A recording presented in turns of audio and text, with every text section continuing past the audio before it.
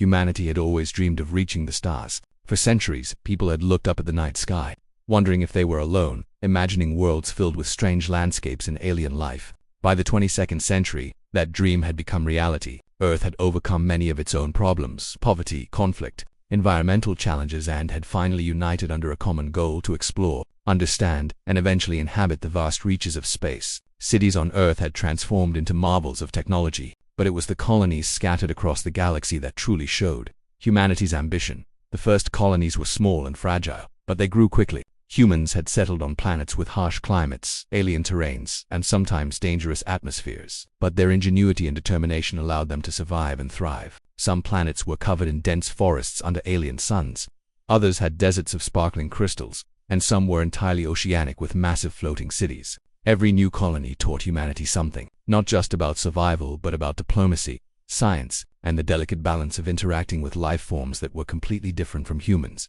It wasn't long before humans realized they were not the only intelligent beings in the galaxy. Some alien species were friendly, eager to trade knowledge and resources.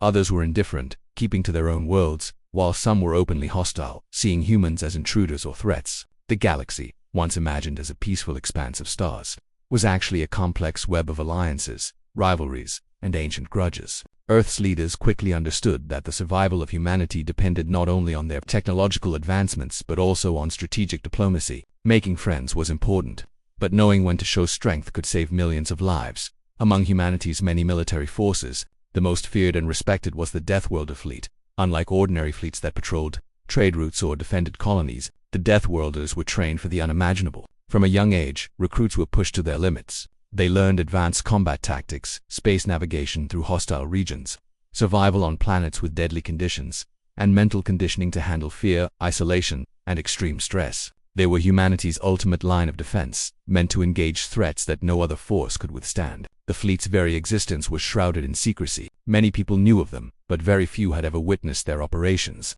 Their ships were built with cutting-edge technology, were capable of traveling vast distances quickly, equipped with weapons that could destroy entire fleets or devastate planets if necessary. Despite their fearsome reputation, the Deathworlder fleet remained largely inactive. Their missions were rare, reserved for situations that truly demanded their skills. For decades they patrolled silently, monitoring potential threats while the galaxy grew more complex. Human colonies expanded, and with expansion came new risks. Rogue factions, pirate groups, and aggressive alien species constantly tested humanity's defenses. Most of these threats could be handled by regular military forces, but the Deathworlders were always ready in the shadows, a silent reminder that humanity had the means to respond to any challenge with overwhelming force. In this era of uneasy peace, humanity's influence stretched far beyond Earth. Humans were traders, explorers, scientists, and diplomats, moving among alien civilizations with a mixture of caution and curiosity. They had established embassies on distant planets, learned new languages, and even shared technology with friendly species. This interaction with the galaxy brought enormous opportunities, but also serious dangers. Not every species appreciated humans' presence. Some saw their expansion as a threat, while others misunderstood their intentions. Conflicts were often avoided through careful negotiation, but the potential for disaster was always there, lurking beneath the surface.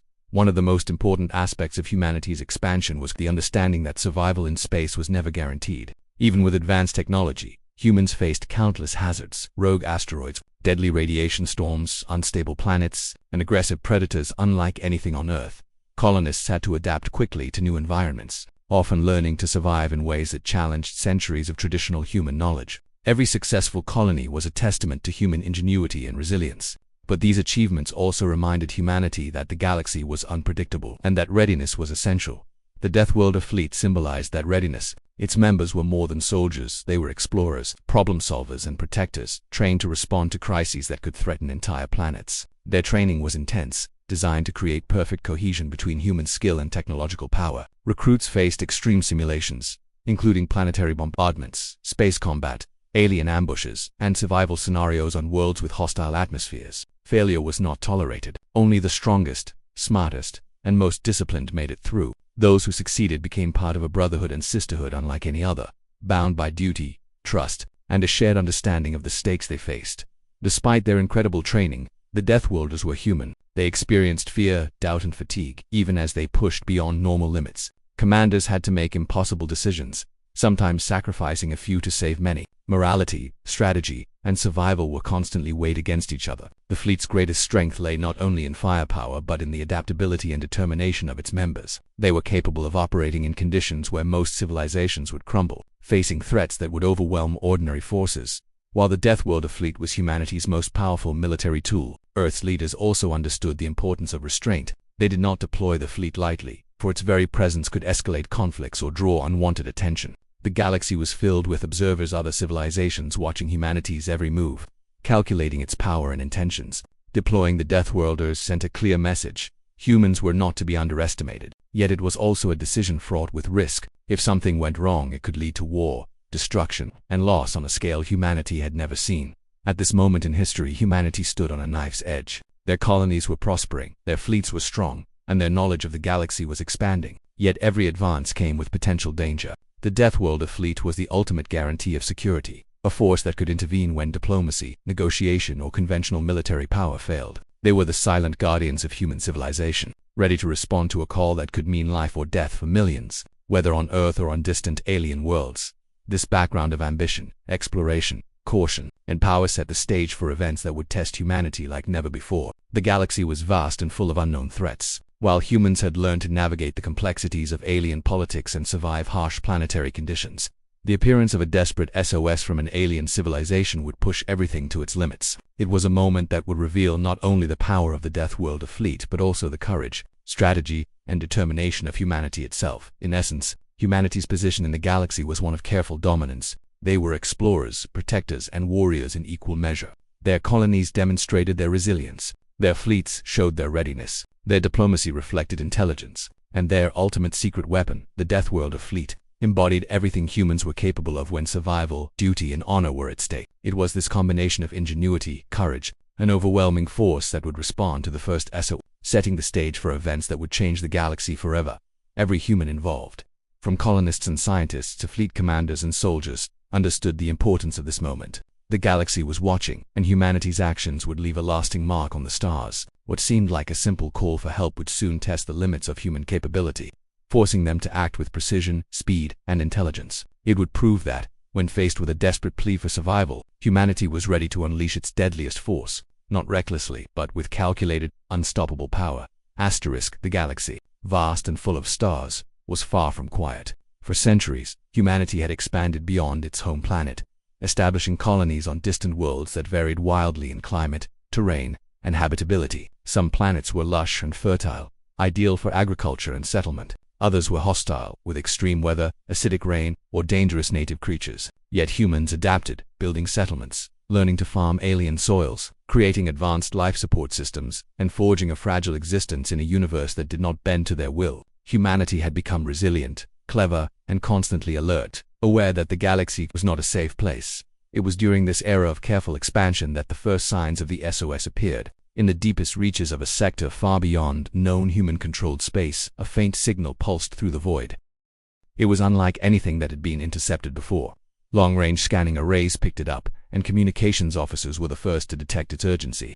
The signal was irregular, broken by interference from interstellar dust and magnetic storms, but the tone was unmistakable, a desperate plea for help. Whoever sent it was in immediate danger, and time was critical. The SOS was analyzed carefully. It originated from an uncharted system, one that had only recently been mapped by human deep space probes. The planet itself appeared habitable from a distance, with breathable atmosphere and moderate temperatures, but its surface was scarred by massive explosions and structural damage that suggested recent conflict. Satellites and scanners could detect fires burning across cities, vast craters, and infrastructure reduced to rubble. There was little doubt the planet's inhabitants had suffered a catastrophic assault, and the survivors were in desperate need of assistance. Earth's Defense Command immediately convened an emergency council. This was no ordinary decision.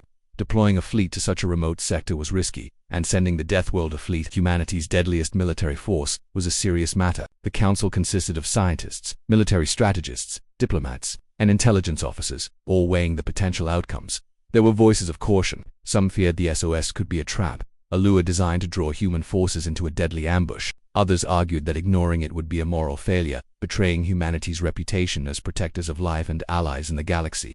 Every possibility was considered, every risk calculated. The signal itself was enigmatic. It was brief, almost fragmented, yet the urgency came through. It did not carry information about the attackers or their numbers, only a clear repeated message: help before it is too late. Humanity's sensors picked up signs of a technologically advanced civilization. The buildings, vehicles, and weapons debris all suggested that the planet's inhabitants were capable of defending themselves to some degree, but they had clearly been overwhelmed. There was fear, desperation, and confusion in the fragmented transmissions, and it was obvious that without immediate assistance, their civilization would be wiped out entirely. While the Council debated, preliminary reconnaissance missions were launched. Small, fast ships, capable of avoiding detection and navigating dangerous sectors, were dispatched to gather intelligence. These scouts reported back with disturbing information. Large numbers of unknown attackers had overwhelmed the planet's defenses. The attackers' ships were heavily armed and technologically advanced, and they had demonstrated strategies that suggested organized military tactics. The situation was worse than initially anticipated.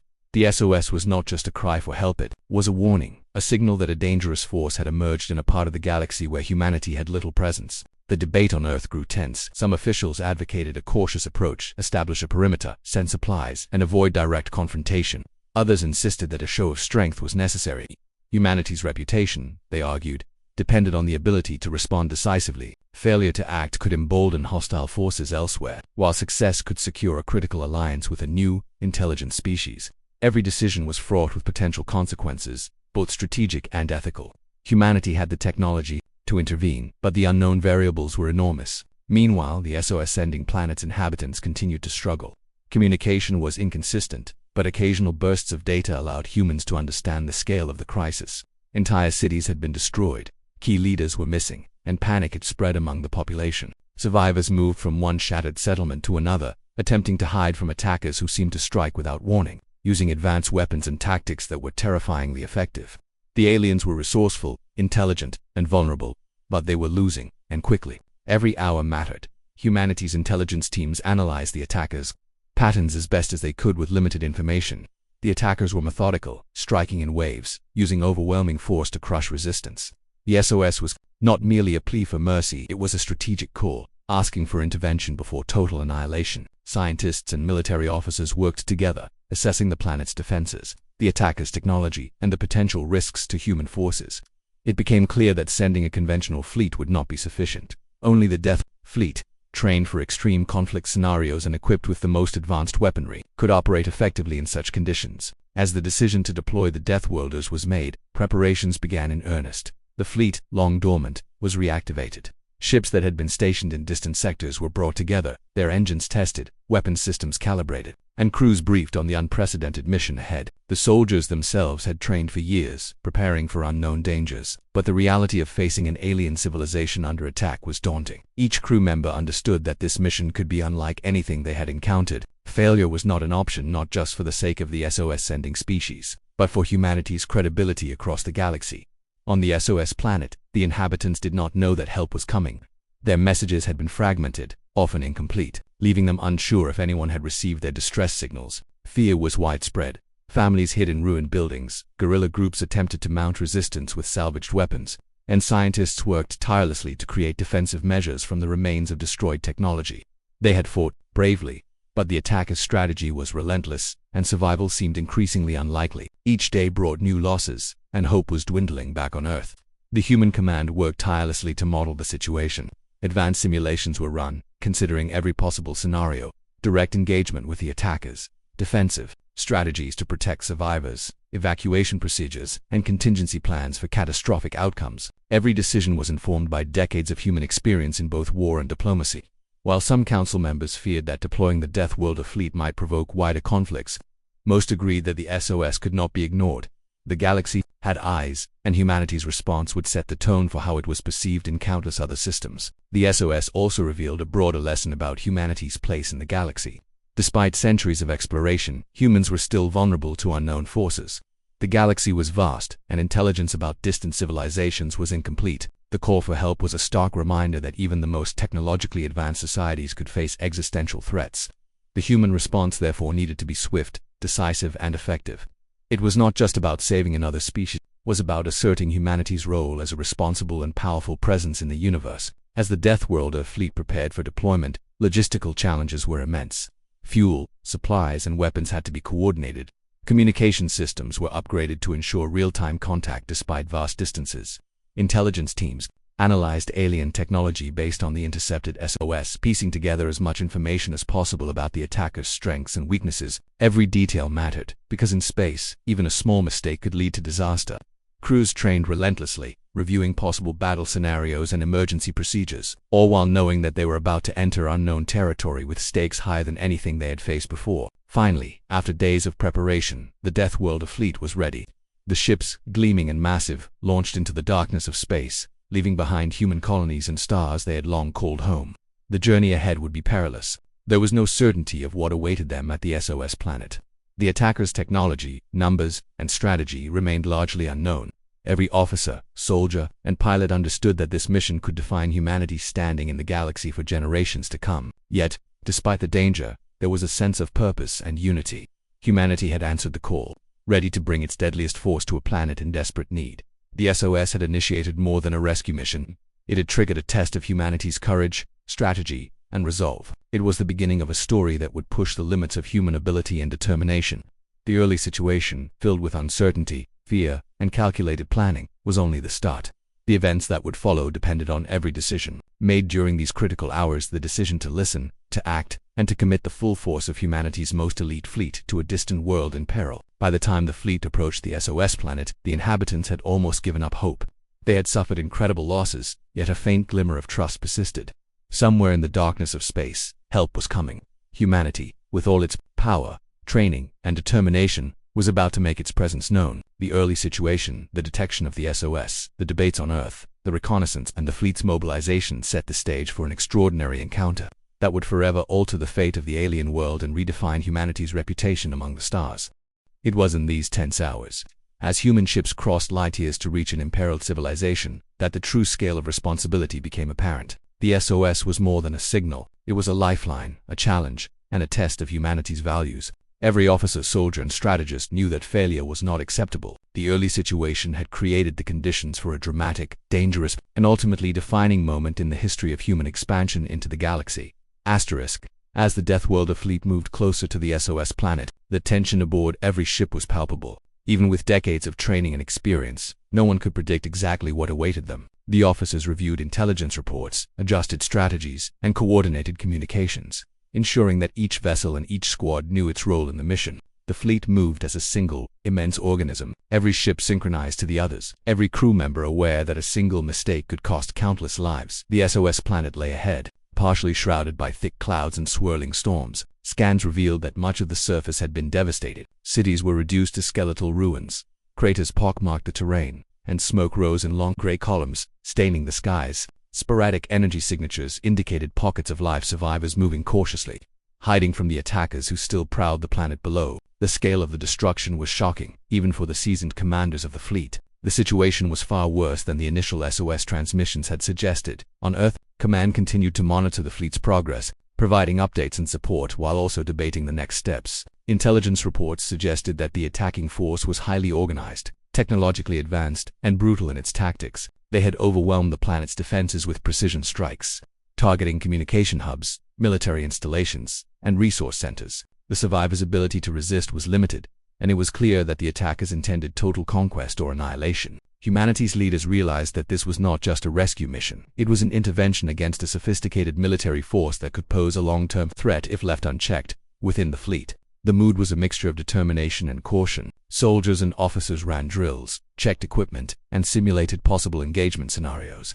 Some questioned the attackers' strength, wondering whether a direct confrontation was wise. Others believed that hesitation could cost countless lives on the SOS planet. The debate was intense, but in the end, the fleet's commanders decided that decisive action was necessary. The Death World fleet was humanity's ultimate weapon, and its deployment signaled that the humans were willing to fight without compromise to save the endangered civilization. As the fleet approached the planet, the first signs of resistance became apparent. Scouts reported fast-moving enemy units capable of complex maneuvers, suggesting that the attackers had superior knowledge of the planet's terrain. These units had already begun to harass the survivors, striking quickly and retreating before counterattacks could be mounted. The survivors, already weakened and disorganized, struggled to evade capture or destruction. Reports of casualties, missing civilians, and destroyed defensive positions came in constantly, painting a grim picture. Humanity's fleet was fast approaching, but every moment delayed meant more lives were lost below. The rising conflict was not just military, it was psychological. The SOS-sending species had endured days of relentless assault. Fear and despair dominated their communities. Families huddled together, unsure if they would survive the next attack. Leaders attempted to organize resistance, but their resources were limited, and morale was dangerously low. When glimpses of the approaching human fleet finally appeared in orbit, hope flickered like a fragile candle in a storm. The survivors watched in awe and cautious disbelief as the massive human ships, bristling with weapons and advanced technology, moved into position. Humanity was arriving, but the battle had already begun. The attackers noticed the human fleet almost immediately. Their reconnaissance units detected the massive, coordinated movement of ships, the strategic formations, and the unmistakable technological superiority of the Deathworlders. Panic spread through their ranks. The attackers realized that they were about to face a force unlike anything they had previously encountered. Unlike the SOS planet's defenders, who had been underprepared and overwhelmed, humanity's soldiers were methodical, trained for extreme situations, and capable of deploying overwhelming force with deadly precision. The tide of conflict was about to shift, but the outcome was not yet certain. As the first skirmishes erupted in orbit and near the planet's surface, it became clear that the attackers were cunning and adaptable. They did not rely solely on brute force but used coordinated strikes, electronic interference, and deceptive maneuvers designed to confuse and divide the fleet. Humanity's commanders recognized that this was more than a straightforward engagement. The attackers were intelligent, disciplined, and ruthless, and they had already proven capable of devastating an entire civilization in a matter of days. Every tactical decision mattered, and every second was a test of the fleet's ability to adapt and respond. Meanwhile, on the ground, the survivors of the SOS planet watched the escalating battle with a mix of fear and hope. They had endured attacks that had destroyed their homes, their infrastructure, and many of their loved ones. Now, with the arrival of the human fleet, they saw a chance to fight back. But they also knew that the coming battle could make the devastation even worse. Some tried to assist the Deathworlders, offering knowledge of the terrain, pointing out remaining enemy positions, and guiding the humans through destroyed urban areas. Every piece of information was critical, and cooperation between the human forces and the SOS species became essential to survival. The conflict escalated further as the Deathworlder fleet began targeted strikes against the attackers' positions. Orbital bombardments were precise, disabling key installations without unnecessary collateral damage. The human soldiers, trained for rapid decision-making under extreme stress, coordinated with pilots, gunners, and ground support to neutralize threats efficiently. The attackers responded with countermeasures, deploying ambushes, electronic warfare, and decoys to draw human forces into traps. The battle became a tense chess match, where intelligence, strategy, and reflexes were tested to the limit. Every engagement revealed the skill and adaptability of both sides. The Deathworlders had trained for unpredictable high-risk scenarios, but the attackers demonstrated that they could learn and adjust tactics quickly. Mines, energy shields, and fast strike units were deployed to slow down human forces and inflict maximum casualties. Yet the Deathworlders, with superior training and coordination, managed to anticipate moves, adapt their strategies, and minimize losses. The fleet moved with fluidity and precision, a living machine built for extreme conflict. And yet every success came with a cost: ships damaged, soldiers injured, and moments of near catastrophe tested even the most experienced crews. In addition to the physical battles, the rising conflict also involved psychological warfare. The attackers attempted to demoralize both the survivors and the human forces by targeting symbols of leadership, spreading false information, and exploiting fear. Human commanders, aware of these tactics, worked tirelessly to maintain morale and focus. Crews received constant updates, training reinforcement, and reminders of the stakes, saving millions of lives and protecting a civilization that could not defend itself alone. Discipline and mental resilience became as important as firepower, and the Deathworlders demonstrated that their preparation had equipped them to face both physical and psychological challenges. As the conflict escalated, the SOS planet became a battleground of extraordinary scale. Skies were filled with maneuvering ships, laser fire, and explosions. On the ground, survivors and Deathworlder teams worked together to defend remaining settlements, evacuate civilians, and neutralize attackers' strongholds. Every decision carried immense consequences. Mistakes could cost lives, while clever maneuvers could save entire communities. The human fleet, though technologically superior, was still vulnerable to mistakes, and the intensity of the engagements tested the very limits of their training. The attackers, realizing that humanity was not to be underestimated, began desperate strategies. They attempted to split the human forces, lure them into traps, and force mistakes through deception and speed. Yet each attempt was met with calculated response, counterattacks, and strategic adaptation. The Deathworlders had anticipated the possibility of facing clever, adaptable opponents. They adjusted formations, reinforced weak points, and maintained communication across all units, ensuring that every ship and every soldier understood the evolving battle plan. the rising conflict became a proving ground for strategy, courage, and resilience, showcasing the full capability of humanity's deadliest force on the SOS planet. The stakes were clear. Survival depended on the Death Worlder fleet's ability to overcome a sophisticated and ruthless enemy. Civilians hid in ruins, fleeing from sporadic attacks, while ground teams worked tirelessly to support the human intervention. The attackers, once confident in their dominance, now faced a new reality, a disciplined, intelligent, and relentless force determined to protect the innocent and punish the aggressors. Every strike, every maneuver, and every decision shaped the unfolding battle. The rising conflict was no longer just about survival. It was about proving that humanity could respond to extreme crises with precision, courage, and unstoppable determination. As hours turned into days, the battle intensified. Skirmishes in space, clashes on the surface, and strategic engagements across multiple fronts tested the Death Worlder fleet at every level. The attackers were resourceful, using both technology and psychological tactics to challenge the humans. Yet humanity's forces, driven by discipline, training, and an unwavering sense of duty, adapted rapidly, turning potential setbacks into advantages. The rising conflict revealed the true scale of what was at stake: the survival of the SOS species, the reputation of humanity across the galaxy, and the capability of the fleet to operate under extreme pressure amidst the chaos. The SOS planet's survivors began to regain hope. They witnessed the skill, coordination, and determination of the human forces. Families that had feared for days found refuge, and pockets of resistance that had been isolated now had allies in the Death Worlder fleet. The rising conflict was brutal and terrifying, but it also marked the first glimmer of salvation. Humanity's intervention had changed the dynamics of the battle, giving the previously overwhelmed population a chance to fight back and survive. The rising conflict ultimately set the stage for what would come next. It tested humanity's most elite forces, challenged the resolve of a civilization under siege, and confronted both humans and the attackers with extreme danger. The intensity of the engagements, the complexity of the tactics, and the sheer scale of the devastation ensured that no one involved would forget these moments. The battle had escalated beyond a simple rescue mission. It had become a struggle that would define humanity's power, strategy, and responsibility in the galaxy. Every action, every maneuver, and every decision carried the weight of countless lives. The rising conflict revealed both the vulnerability and the strength of civilizations, alien and human alike. It demonstrated that courage, intelligence, and coordination could turn the tide against seemingly insurmountable odds. Yet it also foreshadowed that the ultimate test had not yet arrived. The challenges ahead would demand even greater precision, bravery, and sacrifice. Humanity's deadliest fleet had proven its worth, but the breaking point, where the stakes would be highest and the risks greatest, was still to come.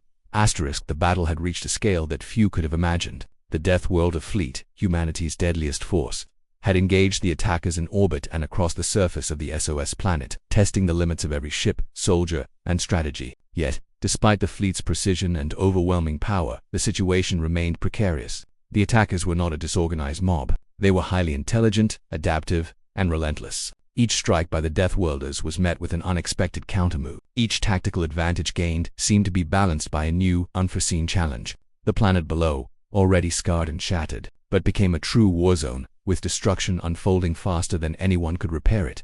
The breaking point came, not as a single event but as a series of escalating crises. The fleet faced attacks from multiple directions simultaneously. Small, fast-strike units slipped past orbital defenses, targeting civilian evacuation points and critical infrastructure. The attackers demonstrated an unnerving ability to anticipate human strategies, forcing the fleet to respond with rapid adjustments. Communication channels buzzed constantly with alerts, status updates, and emergency orders. Commanders had to make split-second decisions, weighing the lives of civilians, the safety of soldiers, and the larger strategic goal of defeating the attackers. Every moment demanded perfection, and the cost of mistakes was catastrophic. On the surface, the survivors of the SOS planet were pushed to their limits. Entire neighborhoods had been flattened by orbital strikes gone wrong, or by the attackers' counterattacks. Families that had barely survived initial assaults now faced new waves of destruction. Civilians huddled in ruined buildings, fearful that every explosion, every shadow, could be their last. Guerrilla groups, once coordinated, struggled to reorganize after losing leaders and supply caches. The planet was in chaos, and the breaking point of human intervention had arrived. Success required not just power, but flawless coordination and resilience. Within the fleet, tension and exhaustion began to take their toll. Soldiers who had trained their whole lives for moments like this were tested in ways that no simulation could replicate. The sheer scale of the conflict, ships maneuvering at high speeds, lasers and missiles filling the void, explosions rocking orbital platforms, created an environment of relentless pressure. Fatigue, stress, and fear were constant companions. Yet every crew member understood that the lives of millions depended on their focus and determination. In some cases, entire teams had to make sacrifices, leaving damaged ships to be abandoned in order to save others or to achieve strategic objectives. Each decision was agonizing, yet vital. The attackers escalated their tactics, launching an all-out assault designed to overwhelm the fleet. Multiple waves of enemy ships attacked from unexpected angles, forcing the human forces to split their focus across sectors. Advanced electronic warfare disrupted targeting systems, and decoy units drew fire away from the real threats. On the surface, mechanized assault units moved with terrifying precision, cutting through survivor defenses and attempting to seize control of key territories. The breaking point of the battle was clear. Humanity's fleet could win, but only if every strategy, every maneuver, and every shot was perfectly executed under unimaginable pressure at this stage. The Deathworlders faced not only external threats but internal conflicts as well. Commanders argued over the best approach: focus on eliminating the attackers' ships in orbit first, or deploy ground teams to protect civilians. Every choice carried risks. An orbital strike might destroy a key enemy vessel but could endanger survivors below. Sending ground units might save civilians but leave the fleet vulnerable to counterattack. The pressure was unrelenting, and every decision had the potential to tip the balance of the battle. The breaking point was not just a moment of crisis. It was a series of intertwined challenges demanding absolute precision, courage, and trust in every member of the fleet. Amid the chaos, moments of heroism emerged. Pilots who had trained for years executed daring maneuvers to intercept high-speed enemy units. Ground squads risked their lives to evacuate civilians trapped in the crossfire, often navigating streets filled with rubble, fires, and enemy fire. Engineers worked feverishly to repair damaged ships in the midst of combat, knowing that failure could mean the loss of entire sections of the fleet. Every act of bravery, every calculated risk, and every display of skill contributed to preventing total catastrophe. Yet even these victories were tempered by losses. Ships were destroyed, soldiers injured or killed, and civilians caught in the crossfire. The breaking point demanded more than courage, it demanded endurance, adaptability, and unshakable resolve. The attackers, sensing that humanity's forces were stretched to their limits, intensified their offensive. They deployed siege weapons capable of striking from orbit down to ground level, launched rapid assault squads to cut off supply lines, and attempted to isolate human units from each other. Their strategy was clear: divide, confuse, and exhaust the Deathworlder fleet, hoping that fatigue, miscommunication, and overwhelming numbers would force a retreat. It was a battle of attrition, and the breaking point meant that every human commander had to weigh risk against reward constantly, knowing that one miscalculation could lead to disaster. In orbit, the intensity of combat reached its zenith. Ships moved at incredible speeds, exchanging volleys of laser fire, missiles, and energy beams. Explosions illuminated the void, and debris from destroyed ships created hazardous fields for navigation. Pilots relied on instinct, training, and teamwork to avoid collision and maximize effectiveness. At the same time, fleet commanders coordinated complex strategies, shifting ships to cover vulnerable areas, concentrating firepower where needed, and predicting the attackers' next moves. The breaking point was not just a physical confrontation, it was a mental and strategic test, a crucible where experience, intelligence, and courage collided in a high-stakes contest. Meanwhile, on the SOS planet, the surviving population watched as the battle unfolded above and around them. The sheer scale of destruction was terrifying, yet hope persisted. Human intervention offered the possibility of survival. Yet the breaking point was evident. The planet's defenses were crumbling, civilian casualties mounting, and the attackers remained formidable. Trust in the Deathworlder fleet was strong, but the survivors understood that even this elite force faced limits. Their lives hung in the balance, and every human action could determine whether they survived or perished. As the hours turned into days, the breaking point became more than just a moment. It became a test of endurance, strategy, and moral resolve. The fleet faced simultaneous crises: orbital combat, ground operations, civilian evacuations, and enemy counterattacks. Every unit, from the smallest ship to the largest command vessel, was tested beyond normal limits. Fatigued, stress, and the constant threat of death loomed over every member of the fleet. Decisions had to be made instantly, with incomplete information, while weighing the value of lives, resources, and strategic goals. This was the essence of the breaking point: a convergence of extreme pressure, overwhelming challenges, and the necessity for flawless execution. The human forces adapted with remarkable speed. They began integrating survivors into evacuation protocols, using their knowledge of the terrain to anticipate enemy movements. Orbital strikes became more precise, targeting enemy units while minimizing collateral damage. Ground squads coordinated with civilian groups to create safe zones and secure evacuation routes. The Deathworlder fleet, though stretched to its limits, displayed cohesion, discipline, and tactical brilliance that allowed them to survive the breaking point and turn the tide of the battle incrementally. Despite these measures, losses were inevitable. Ships were destroyed, skilled soldiers fell, and some civilian zones suffered damage despite careful planning. The attackers' relentless strategy aimed to exploit every weakness, and the human forces had to constantly anticipate their moves. It was a battle of endurance as much as a test to see which side could outlast the other while maintaining effectiveness. The breaking point was a crucible that revealed the strengths and vulnerabilities of every participant, shaping the decisions that would determine the ultimate outcome. Throughout this intense phase, human commanders demonstrated extraordinary leadership. They balanced risk and reward with precision, often making decisions that required incredible moral courage. Should a squad be sent to rescue trapped civilians, potentially exposing them to enemy fire? Should an orbital strike risk minor damage to infrastructure to eliminate a critical enemy position? Each choice carried profound consequences. The breaking point was not only a physical challenge but also a test of ethics, strategy, and leadership under unimaginable stress. As the battle neared its climax within the breaking point phase, the attackers began to realize that their strategy of overwhelming force and psychological pressure was failing. The Deathworld fleet, though heavily tested, had adapted. Coordination between orbital and ground units was nearly flawless. Pilots and gunners anticipated enemy maneuvers. Engineers repaired ships under fire. Civilian evacuations continued despite chaos. Slowly, the momentum began to shift. Humanity's deadliest fleet, tested at the breaking point, began to regain the upper hand, not through brute force alone but through discipline, adaptability, and relentless determination. The breaking point also revealed unexpected alliances. Survivors who had initially been passive or fearful began assisting human forces with intelligence, navigating terrain, and guiding operations. Their local knowledge became invaluable, allowing Deathworld squads to avoid traps and identify enemy strongholds. The collaboration of humans and the SOS planet's inhabitants exemplified the resilience and resourcefulness that could overcome even the most desperate situations. It was a turning point within the breaking point, a moment where courage, cooperation, and calculated action coalesced into hope. The Deathworld fleet had survived the most extreme pressures of the battle. Losses were significant, the environment was chaotic, and the attackers remained dangerous, but humanity had endured. The breaking point had tested every skill, strategy, and moral choice of the fleet. It was the crucible in which their capability, courage, and resilience were proven. What had begun as a desperate intervention now became a controlled, strategic operation. The attackers were still formidable, but the momentum had shifted. Humanity had not only survived the breaking point, they had begun to turn it to their advantage. The significance of this moment was clear to everyone involved. The breaking point was a test of endurance, intelligence, courage, and morality. It had pushed the Deathworld fleet and the SOS planet's inhabitants to the limits of survival, forcing them to operate under extreme stress while making decisions that could save millions or lead to disaster. Yet it also demonstrated humanity's capacity to adapt, lead, and persevere. The breaking point was both terrifying and transformative, if shaping the remainder of the conflict and laying the foundation for the eventual resolution of the battle. After enduring the grueling chaos of the breaking point, the Deathworld fleet began to shift from survival to decisive action.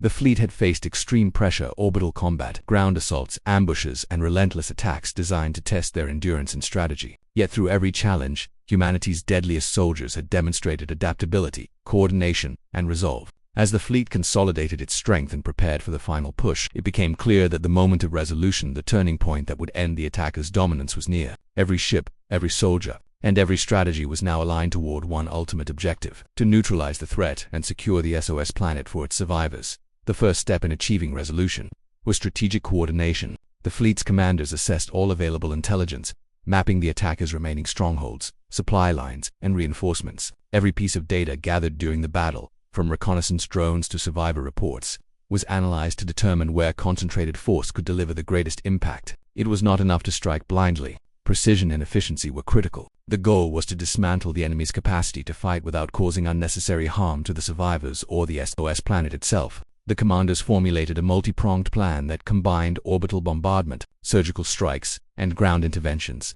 ensuring that each move complemented the other. Simultaneously, the survivors on the planet began to play a crucial role in the resolution phase. Despite the fear and devastation they had endured, their local knowledge of terrain, enemy movements, and defensive points became invaluable. They guided human squads through safe routes, helped identify enemy positions, and assisted in organizing small resistance efforts. The collaboration between humans and the SOS species created a synergy that amplified the effectiveness of every operation. No longer mere recipients of aid, the survivors became active participants in their own liberation. This partnership symbolized hope, determination, and the resilience that emerges in the face of overwhelming adversity. The fleet then initiated a series of coordinated strikes designed to destabilize the attackers' remaining forces. Orbital bombardments targeted key installations, disabling weapon systems, communication arrays, and logistical hubs. The precision of these strikes was critical. The Deathworlders had trained extensively in minimizing collateral damage while maximizing effectiveness. Each detonation was calculated to ensure that enemy combatants were neutralized while civilians and infrastructure that could be salvaged remained intact. The attackers, caught off guard by the accuracy and timing of these strikes, were forced to re-evaluate their strategy, creating openings for ground forces to engage more effectively. Ground teams, working in tandem with the survivors, launched simultaneous operations against the attackers' positions. Elite squads navigated ruined cities, dense forests, and hazardous terrain to secure key points and disrupt enemy coordination. These operations required not only combat skill but also critical thinking under pressure. Units often had to improvise, using whatever resources were available to overcome obstacles. Engineers repurposed debris into defensive structures, medics treated injuries under fire, and soldiers coordinated with distant units through disrupted communication channels. Every success, no matter how small, contributed to the larger resolution, gradually turning the tide of battle in humanity's favor. The attackers, recognizing that their position was deteriorating, attempted desperate maneuvers to regain control. They deployed hidden strike teams, set traps, and attempted to isolate sections of the fleet from one another. Yet the Deathworlders anticipated such tactics. Advanced sensors, predictive algorithms, and coordinated strategy allowed them to neutralize ambushes before they could inflict significant damage. Every move by the attackers was countered with precision, demonstrating the effectiveness of human training, technology, and strategic planning. The breaking point had tested the fleet, but the lessons learned under extreme pressure ensured that they were ready to capitalize on weaknesses in the enemy's defense. As the final phase of combat progressed, the resolution became evident through a combination of overwhelming force, tactical brilliance, and moral determination. The attackers' forces, once confident and methodical, began to crumble under the coordinated assaults. Supply lines were severed, command structures were disrupted, and morale deteriorated rapidly. The survivors, now active participants in their own defense, regained confidence as they witnessed the attackers being systematically neutralized. Hope, long diminished by relentless assault, returned in full force. Humanity's intervention had transformed despair into resilience, fear into strategic action, and chaos into coordinated recovery. The Deathworlder fleet then executed a decisive maneuver, a concentrated strike on the enemy's final stronghold. This operation required the integration of all assets: orbital firepower, ground teams, drones, and civilian guides. Ships maneuvered to create overlapping fields of fire, cutting off escape routes and isolating the strongest enemy units. Ground teams infiltrated fortified positions, securing critical infrastructure and preventing the attackers from regrouping. Every movement was synchronized, every action calculated for maximum effect. The attackers, overwhelmed on multiple fronts and unable to adapt quickly enough, began to collapse under the relentless pressure. Even in the midst of victory, the cost of the battle was visible. Portions of the SOS planet were devastated.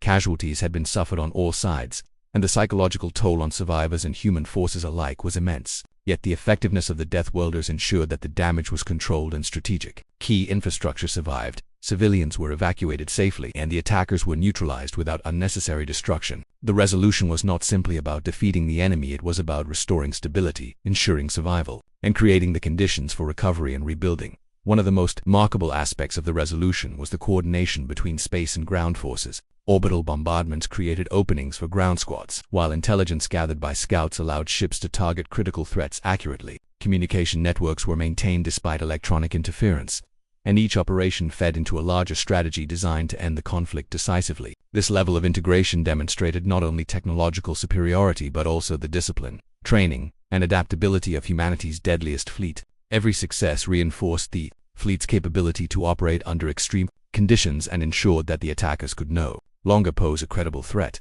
The resolution also highlighted the human qualities that had carried the fleet and the SOS planet's survivors. Through the darkest moments, courage, perseverance, and moral determination were as important as firepower and technology. Soldiers risked their lives to protect civilians. Pilots executed daring maneuvers to save vulnerable units, and leaders made decisions that balanced immediate tactical advantage with long-term ethical responsibility. The outcome of the battle was shaped not only by strategy but by the collective will of individuals who refused to accept defeat. Humanity's deadliest fleet had succeeded because it combined the mechanical precision of advanced technology with the irreplaceable qualities of human judgment, courage, and resilience. As the last pockets of resistance were neutralized, the survivors began to emerge from hiding, They witnessed the human forces systematically dismantling the attackers' remaining capabilities, securing key areas, and restoring order to devastated regions. Relief, gratitude, and hope spread through the population. Families reunited, communities began to organize, and the realization dawned that humanity had fulfilled its promise. The SOS had been answered, and survival was now possible. The resolution was complete, but the consequences and lessons of the battle would resonate for generations. The Death World Fleet, having achieved its mission, did not celebrate in arrogance. Commanders assessed remaining threats, ensured that civilians were safe, and began organizing long-term stabilization efforts. Damaged ships were repaired, wounded soldiers were treated, and intelligence from the battle was catalogued for future missions. Every action reinforced the principles that had guided the fleet: precision, discipline, moral responsibility, and adaptability. Humanity's response had been decisive, but it was tempered by careful management of the aftermath, ensuring that the victory would lead to sustainable security rather than chaos or exploitation. The attackers, now defeated and unable to regroup, were systematically removed from key territories. Some were captured for intelligence purposes, others fled into unexplored regions, and the rest were neutralized. This final phase of the resolution ensured that the threat was contained, and that the SOS planet could begin the process of rebuilding without fear of immediate retaliation. The Death World Fleet had not only restored safety but had also demonstrated the consequences of aggression against humanity and its allies. The galaxy had witnessed the power,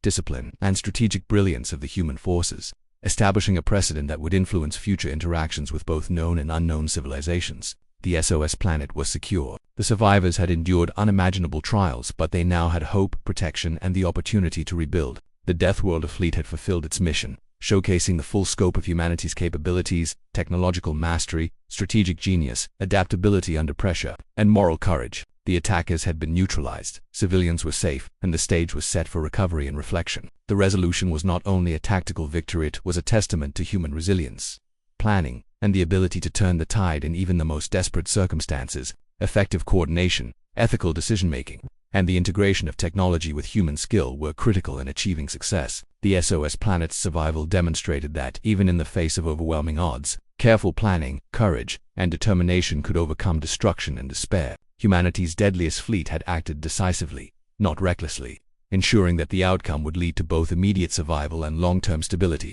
The resolution was a triumph not just of force but of strategy, intelligence, and moral responsibility. The collaboration between humans and the survivors had been pivotal, showing that even disparate groups could achieve extraordinary outcomes when united by a common purpose. The fleet's actions had restored security, reinforced alliances, and sent a clear message to any future aggressors. Humanity, when challenged, would act decisively, intelligently, and morally, combining unmatched skill with an unwavering commitment to protecting life. The battle's resolution marked the end of immediate conflict but also the beginning of a new chapter. The SOS planet could rebuild, civilizations could recover, and humanity's role in the galaxy had been cemented as both protector and force to be reckoned with. The success was hard-won, requiring precision, courage, and moral clarity at every stage, but it was a victory that would resonate for generations. The Death World Fleet had completed its mission, and the galaxy had seen the full measure of human determination, the skill, and resolve. The battle for the SOS planet had ended, and the attackers had been decisively defeated. The immediate danger had passed, yet the planet, its inhabitants, and humanity itself were left to process the enormous consequences of the conflict. For the survivors, the world around them was both familiar and unrecognizable. Cities that had once thrived were now reduced to ruins. Streets were littered with debris, shattered vehicles, and scorched earth. Fires still smoldered in some areas, while in others, the silence was eerie, broken only by distant cries, the hum of human technology, or the movement of cautious survivors reclaiming the terrain. The aftermath was more than a physical challenge, it was a psychological, emotional, and societal reckoning. On the human side, the Death World Fleet began systematic operations to stabilize the planet. Soldiers, engineers, and medics worked tirelessly to secure safe zones, repair infrastructure, and ensure that the surviving population could recover from trauma and loss. Supply lines were established, and emergency shelters were constructed using both human technology and salvaged materials from the ruins. Communication networks were restored, allowing survivors to reconnect with each other and, for the first time in weeks, begin to organize their lives once more. Every action by the human forces was calculated to create order out of chaos, to turn a devastated world into a place where hope could take root. The survivors themselves were at the heart of this reflective phase. Many had endured unimaginable fear, having witnessed family members, friends, and neighbors killed or injured during the attacks. Their communities had been shattered, and yet, despite this trauma, they began to rebuild. Children, once terrified and wandering in hiding, now cautiously explored the ruins under the watchful guidance of human troops. Adults began to salvage what they could of their former homes, repurposing debris to create functional spaces for living and work. The process was painstaking, but with the Deathworld as assistance, it was also profoundly hopeful. Every small success, every repaired building, and every safe gathering point became a symbol of resilience. As the days progressed, the SOS planet's inhabitants began to reflect on what had happened and why humanity had intervened. They had been at the brink of annihilation, overwhelmed by attackers far more advanced and brutal than anything they had faced before. The arrival of the Deathworld fleet had been a turning point, not only in the battle itself but in the way the survivors viewed themselves and their place in the galaxy. They realized that the universe was vast, dangerous, and unpredictable, and that even the most prepared civilizations could face overwhelming threats. Yet they also understood that alliances, courage, and mutual support could create miracles, that even in the darkest moments, help could arrive from unexpected quarters. For the humans, reflection came in different forms. Commanders and soldiers reviewed every phase of the mission, analyzing successes, failures, and near miss. They studied the attackers' tactics, the points at which the battle had turned in humanity's favor, and the ways in which human decisions had preserved both life and strategic advantage. Reports were compiled, debriefings conducted, and lessons learned catalogued for future missions. Every crew member, from pilots to engineers to ground squads, was given time to reflect on their personal experiences. Many had witnessed acts of extraordinary bravery, unimaginable destruction, and the consequences of decisions made under pressure. These reflections shaped their understanding of the mission and reinforced the principles that had guided their actions: precision, courage, adaptability, and moral responsibility. One of the most significant aspects of this reflective period was the consideration of moral consequences. The fleet had fought decisively, yet with great care to minimize unnecessary suffering. Decisions during combat had been guided not only by tactical objectives but by ethical principles, protecting civilians, avoiding excessive destruction, and preserving life wherever possible. This approach was not without difficulty. Some choices had involved life or death trade-offs, requiring commanders to weigh immediate human casualties against long-term survival and strategic success. Reflecting on these decisions, both soldiers and civilians understood that true strength lay not only in technological superiority or firepower, but in the ability to make morally responsible choices under extreme pressure. The physical rebuilding of the SOS planet was matched by social and psychological recovery. Survivors, traumatized by weeks of attacks, began to receive support from human psychologists, medical teams, and community leaders. Counseling sessions were held, support networks established, and children were provided safe spaces to process their experiences. Survivors shared stories of loss and bravery, forging bonds that had been tested by crisis. These collective experiences created a new sense of community, one strengthened by shared struggle and the realization that they had endured and survived. Humanity's intervention had not only saved lives, it had restored dignity, hope, and a sense of agency to a population that had faced near total destruction. Meanwhile, humanity itself reflected on the broader implications of the SOS mission. The successful intervention demonstrated the strategic, moral, and technological capabilities of the Deathworld fleet, solidifying humanity's reputation in the galaxy as both protectors and formidable opponents. Intelligence analysts, military strategists, and political leaders reviewed the mission carefully, considering its implications for future diplomacy,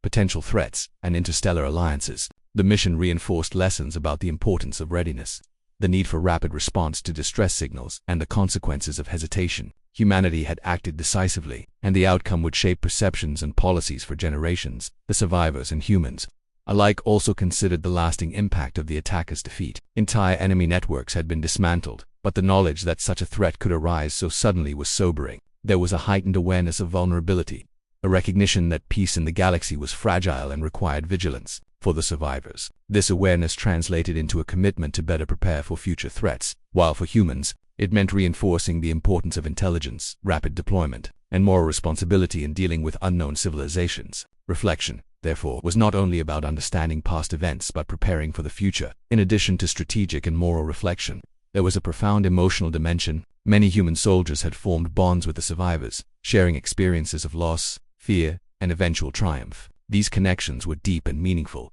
rooted in the shared struggle for survival and the relief of witnessing victory. Soldiers, who had been trained to endure hardship and face danger, now saw the tangible results of their efforts: lives saved, families reunited, and a civilization given a chance to recover. The emotional resonance of these experiences reinforced the purpose and humanity behind military precision, reminding all involved that behind every tactical decision were real lives and real futures. The rebuilding of the planet also provided lessons in collaboration. Survivors who had once been fragmented by fear or trauma now worked together with human forces to restore functionality to cities, repair damaged infrastructure, and establish governance. Shared goals fostered a sense of unity and agency, demonstrating that cooperation could produce outcomes far greater than isolated efforts. The Death Worlders, though not native to the planet, adapted to local conditions and worked alongside the inhabitants in a manner that emphasized respect, effectiveness, and empowerment. This collaboration became a model for how technologically advanced civilizations could assist without dominating, guiding without controlling, and supporting without exploiting over time. The survivors began to reclaim their daily lives. Children returned to education, markets reopened, and communities organized councils to manage reconstruction. Cultural and social traditions that had been interrupted by war slowly resumed, giving the population a sense of continuity and identity despite the trauma. The presence of humanity's fleet gradually shifted from active combat operations to advisory and logistical support,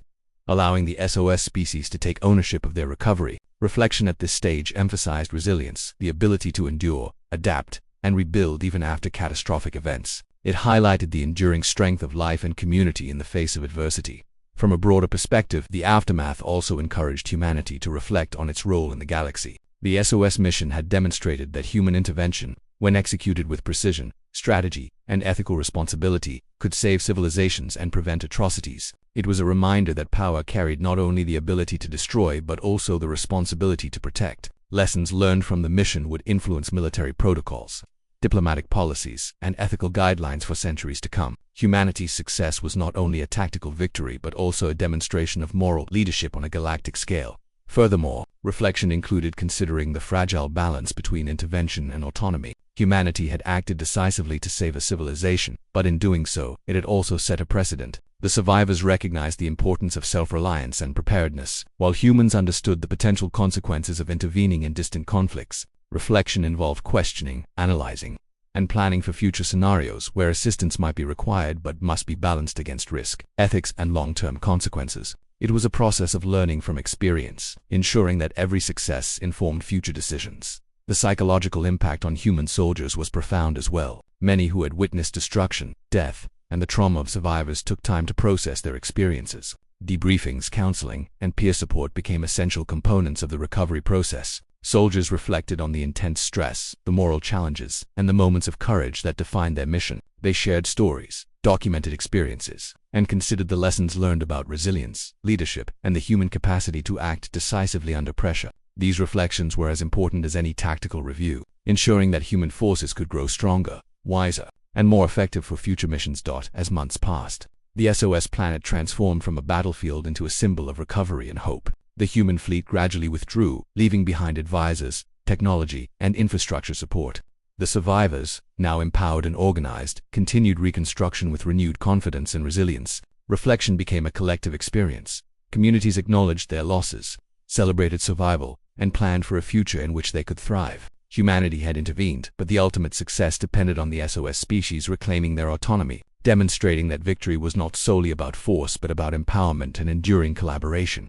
Ultimately, the aftermath and reflection of the SOS mission encompassed multiple dimensions: physical, psychological, strategic, moral, and emotional. The planet was physically rebuilt, lives were saved, and order restored. Psychological and social recovery helped survivors regain agency and hope. Strategic and moral lessons informed humanity's understanding of its role in the galaxy. Emotional bonds formed during the crisis reinforced the importance of courage, empathy, and cooperation. The events of the battle, the breaking point, and the subsequent resolution became a lasting testament to the power of preparation, unity, and ethical action under extreme circumstances. The SOS planet, once devastated and on the brink of annihilation, now stood as a living reminder of resilience, hope, and human ingenuity. Survivors could look to the sky and remember the fleets that had arrived in their darkest hour, the soldiers who risked everything to save them, and the collective determination that had turned near total destruction into the possibility of renewal. Humanity's intervention had reshaped the future of this civilization, creating conditions for recovery, independence, and growth. Reflection ensured that the lessons of courage, strategy, and moral responsibility would endure, guiding both humans and the SOS species toward a more secure, connected, and resilient existence in the galaxy. The final reflection was a profound realization. The SOS mission had been more than a battle. It was a lesson in endurance, courage, cooperation, and moral clarity. It demonstrated that even in the vast, dangerous, and unpredictable galaxy, life could be preserved through careful strategy, ethical decision-making, and unwavering determination. Humanity had answered the call, faced unimaginable challenges, and left behind a legacy that would inspire future generations, both human and alien alike, to act with courage, intelligence, and compassion when faced with the unknown.